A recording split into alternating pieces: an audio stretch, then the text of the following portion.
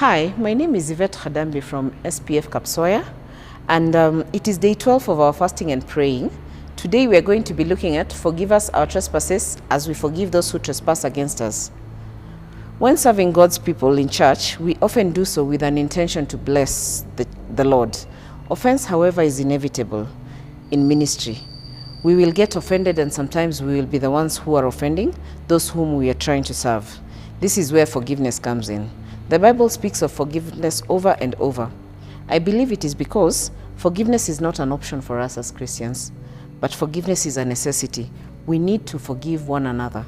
Colossians chapter 3 verse 13 says, bearing one another and forgiving one another. If anyone has a complaint against another, even as Christ forgave you, you also must do.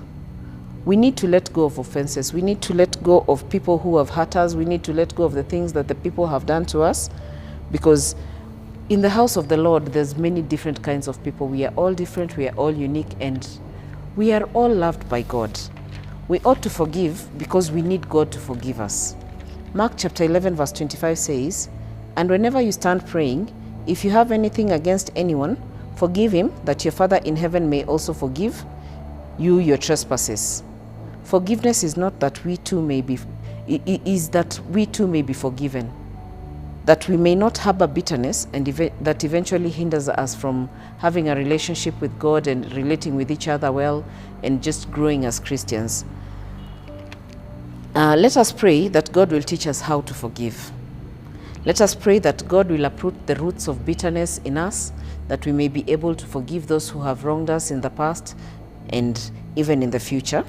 Let us pray that God will open our eyes, that we will not be the ones who are offending other people, but that we are able to see when we have offended someone and we are able to apologize. Let us continue to pray that God will strengthen us and give us strength to just continue serving in His ministry and serving His people.